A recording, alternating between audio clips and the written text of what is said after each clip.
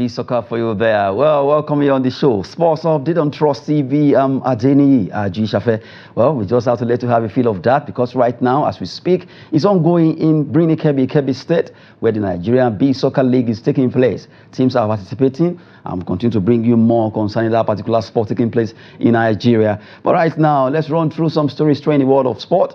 As we start with Nigerian Sports Ministry. Sports Ministry working to facilitate early release of funds for 2024 Olympics coming from Eno. John Owa Eno is Nigeria's Minister of Sport Development, and right now he's talking that the ministry is really working fast and also trying to see how they can facilitate early release of funds so that we won't have issues of delayed concerning the emolument of money meant for these Olympics. Everything in place. Everything should be in place ahead of the Olympics for the athletes' welfare, for the technical committee, for everyone, the coaches, everyone, the athletes themselves, and also the logistics of traveling to France. Everything should be in place ahead of that competition, and we don't want to hear any story. That's why the ministry really working so hard to make sure everything works so fine right now. Well, join us to talk sport this hour. We have Timothy Ayeku, who is joining us to talk on the show on Sport Update. Good to have you, Timothy Ayeku. Okay, Timothy Ayeku will still be joining us as we are hoping that we can have him. But really, look at Team Nigeria. They are always prepared ahead of the competition. Hopefully this time around will be better. Timothy Ayeku will be talking concerning Ministry of Sport Development, mentioning the fact that they are really working hard to see how they can get funds in time for Team Nigeria ahead of the Olympics. Your take on this? Good evening, Adini. It's good to be here again. Thank you for having me. It's a good development, a welcome one. This is the second time, back to back, we are hearing such encouraging and motivating words from the ministry and from the government entirely. We heard what they said when the athletes were to go to the All African Games. They promised to do all they can to support the team. And of course, they are saying it now against ahead of the Olympics game. So we kudos to the Minister of Sport, kudos to the government. I think it's a welcome development and it's something that will help us to achieve more this time around. There is something about motivation and sport. Where you motivate your athletes, you ensure that you will see that they are going to turn out a better result because they feel, okay, we have the backing, and they feel that there are a lot of people looking up to us, So it's no longer the story we used to know then that, okay, athletes have been abandoned and all of that. So let's hope that this will also spur the athletes to go all out and make Nigeria proud. Okay. Why they are making Nigeria proud. But if you look at Team Nigeria, really, we know that fire brigade approach is always kind of our style in football, in any sport. We are that's what it's not so good at all, even though to some extent we get results, but that's not the kind of result we ought to get. And right now, if everything is put in place earlier, like you said, it will motivate these athletes to perform better at the Olympics. If you are to advise the ministry now, or the NOC, if you as an advisor now, what would you tell them to do for concerning Team Nigeria, for us to do well and be on the podium over there in France? All right. The first thing I would advise is to ensure that any backlogs of payments, of allowances, or whatsoever, that should be cleared. So it will give us a good standing, starting from the scratch. Then we must ensure that these athletes are given trainings. Those ones who need to travel abroad where you have better facilities or similar facilities. Okay, seems Ayeku Timothy actually got frozen there. Well, we're talking about the Nigerian team, that's Team Nigeria as they call them, to the Olympics, and he was about to give his advice to the Ministry of Sports and Youth Sport Development before that particular incident happened. But right now, Team Nigeria. We hope that they will do well over there in France, wishing them the best. We believe that they will actually get to the podium in so many sporting moments. Nigeria will be competing in different sports over there in France, and we expect that our team will actually win a lot of gold medal for us. Moving away from Team Nigeria of the Olympic story, let's talk about Super Falcons. Super Falcons are qualified for the Olympics after 16 years. They've been trying to see how they can get that particular ticket, but now they got it at the exit of South Africa, Bayana. But in a particular scenario where they were abandoned by the South African Football Association, according to NFF, that SAFA actually abandoned them. Immediately the referee blew the whistle, the final whistle over there in South Africa.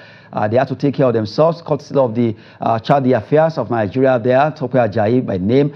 He was the one in charge, and he was able to get the team out to the hotel and also find a way for them to be treated well. But really, that's not too good. Although somebody actually raised a question, how did we treat them here?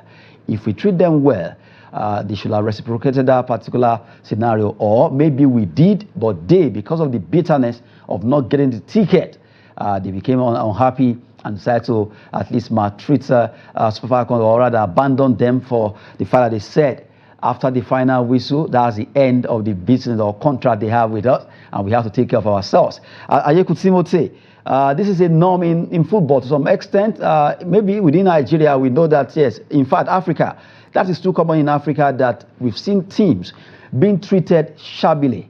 Why is it like that in Africa? Because in Europe, you see clubs either going away or playing at home. Everyone have that particular respect for one another, all the teams. But here in Africa, either a North African team is coming with antics, they will come up with so much noise, a lot of things that they will do just to make sure you lose focus.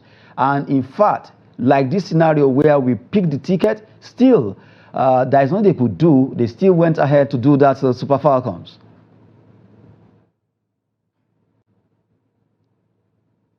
Are you there, Timothy? Okay, yeah, I'm with you. I think we must condemn that act by the South African, Federation.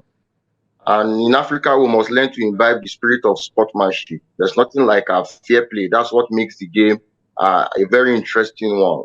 Anywhere you don't have fair play, then of course you should expect chaos. But then this is where we live. This is where we have found ourselves. So the NFF should also try to ensure that they have, what you call a defensive tactics also to such things. You should know that these people have lost a ticket that they actually wanted, and they lost it, on their home ground. So thank God for the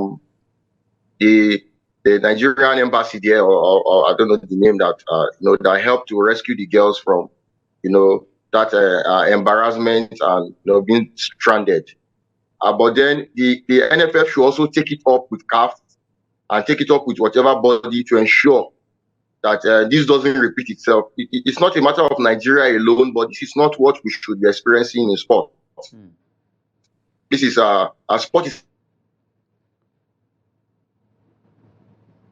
Okay, seems like Timothy has a friction there, but we're talking about the Super Falcons being treated to some extent, I call it shabbily, because they were abandoned after that particular match against South Africa when the referee blew the final whistle, and it went down that Nigerian embassy, courtesy of the Charge Affairs, had to intervene to get Super Falcons out of the stadium and also to the hotel before they jetted out of that particular country. But really, it's becoming too common in Africa. We've seen teams, either club side or national teams, being treated shabbily because of the fact that the other team is not happy, or they just want to find a way to psychologically affect the morale of the opponent. We still remember what happened at AFCON in Cameroon. We remember what happened against between Nigeria and Ghana when Super Eagles traveled to Ghana to play. And we also saw what happened even in faraway Brazil. We've seen where teams actually are doing some sort just to make sure the teams actually demoralize the opponent. But something must be done concerning this, and we just have to find a way to get this right in Africa. It's not too good at all for our football. If we are to model our football towards that one of Europe, we need to get it right. A lot of things must be put in place not to play the game of football with so much enmity that it's not good at all. We need to really show sportsmanship in our style of playing football. Also doing sports all across Africa is a big one that is still happening in this particular century, where teams are trying to see how they can cause problem for each or one another. But Ayeku Timothy, you were speaking concerning the Super Falcons, concerning this happening in Africa that is becoming too incessant, and something must be done to stop it. But really, it's not too good at all. But what do you think could be done to actually erase this kind of situations?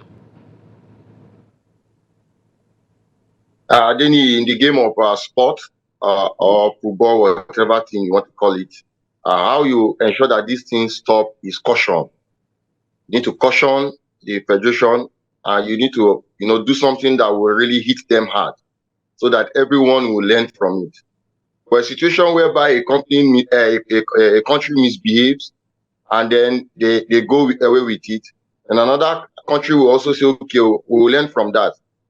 I know this will continue, but if any authority, in charge of this can help us, hammer these countries, these football associations or whatever body, I think it will help this thing to stop. I think that's the only way. And then we should continue to advocate for, sportsmanship. Everyone, as far as you are in this, in the sporting sector, you must exhibit the spirit of a sportsman. And that's what makes the game very beautiful. That's what makes the sport very beautiful. When it comes to sport, football, otherwise, you just have to make it beautiful by being showing some maturity and being friendly with others. Ayeku Timothy giving us his own point there. And right now, earlier on, we're talking about the sport ministry, and we're about to give your advice. Let's take the advice from you, Ayeku Timothy. If there's a way you can see so how the ministry can actually get facilitated to see how they can release funds for the Nigerian team and get things done, can we have your advice there, Ayeku Timothy? Okay, sorry, can you come again? I didn't get you. Starting up your statement. You were advising, we asked you about the advice we give to the Ministry of Sport concerning Team Nigeria. If you were to be an advisor right now, what should they do to get Team Nigeria to the podium? All right. The motivation we are talking about is what I will still insist on, and the biggest motivation is financial. So he has talked about getting funds. The most important thing is that he should ensure that he gets the funds through the right channel. That's very important, because if you get it through the wrong channel, then it might not get to this athlete, and then it will be another story, and all of his efforts will just go for nothing. So ensure that you get the funds and get it through the right channels, that it must get to the athletes.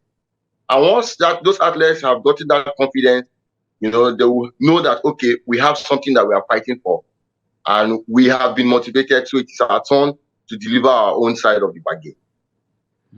Well, maybe they should just make you the advisor to Team Nigeria or the Ministry of Sport there. Ayeku Timothy. Well, quickly, let's run through some transfer gossip as we're actually going down across the globe. Let's look at City. Manchester City are leading the race for Jamal Musiala. Musiala is a player that is interesting a lot of clubs right now. Liverpool, Barcelona, PSG are also keen on this young player.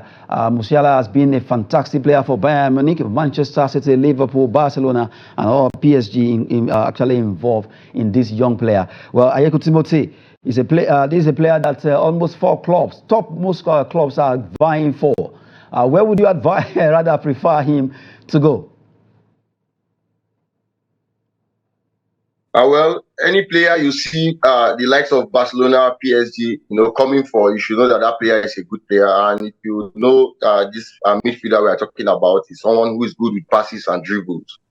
And so I don't think I'll be in the right position to, to answer that question, because he needs to know the plans of the clubs for him. He needs to know the vision of the clubs. And if he fits into what he wants, then of course he should make the decision.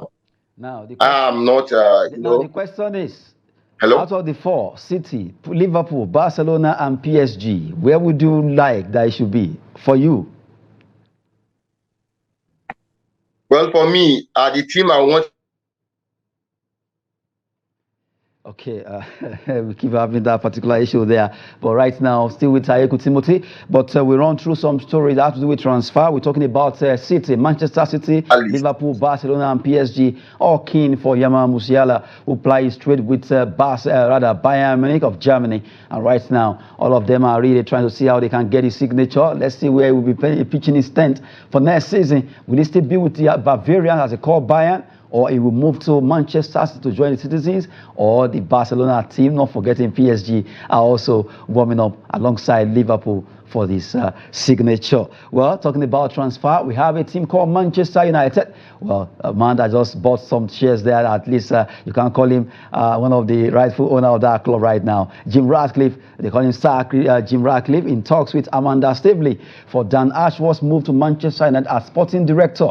They want to get him to Manchester United to be the sporting director. He has been with Newcastle United for a while. And right now, Staveley and Ratcliffe are talking concerning this man, Ashton, moving straight down to Old Trafford to take over as sporting director to see how they can get better. Because if you look at Manchester United football, something is wrong somewhere. But right now, can this man spot a better talent to move in for Manchester United? Let's wait and see what will be happening concerning that particular deal, because they are really working on getting Ashworth to Manchester United and see how he can be able to pinpoint some fantastic talents out there across the world to play for the Red Devils over there in England. Well, Ayeku Timothy, are you there?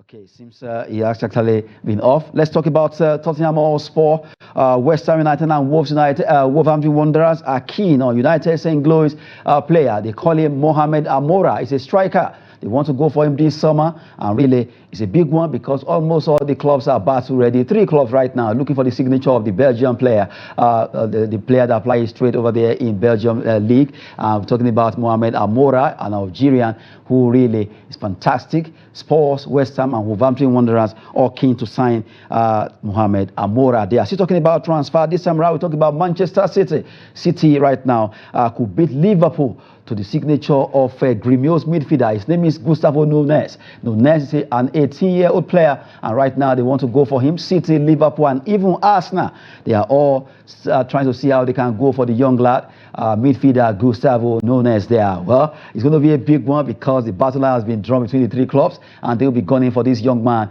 What will be happening concerning Gustavo? Next will be the determinant. Let's see how they go concerning this particular player there. Well, before we go, let's look at some matches slated for today.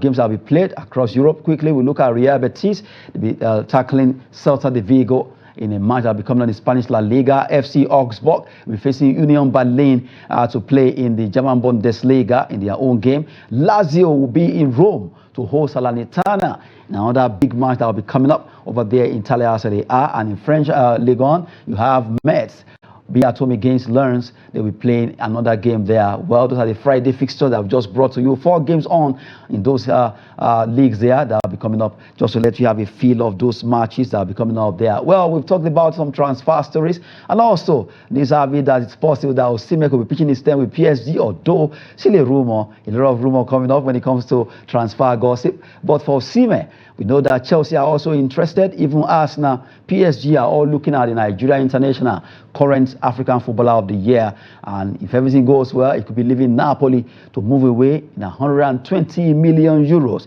The news are flying around says PSG are ready to offer 13 million euro per season in a 4-year deal for him to sign for them. But we wait to see if that particular story will be coming to pass, even though it has been pushing around that PSG and Osimhen could be edging towards signing that particular talisman striker that plays for Napoli. We wait to see what's going to be happening concerning that. The transfer window will be opening soon, and we'll be looking at all this transfer gossip coming to limelight. Will it be true or false? Just to let you have a feel of those stories going around in the world of sport. But for Nigerian athletes, Team Nigeria, they'll be going to the Olympics. We wish them the best as they try to get to the podium to see how they can win the $50,000 marked by World Athletics for those that will be winning gold medal in the competition there in France. We want to appreciate Ayeku Timothy for joining us, though we have some frictions having to hear him clearly. But right now, we want to appreciate him for joining us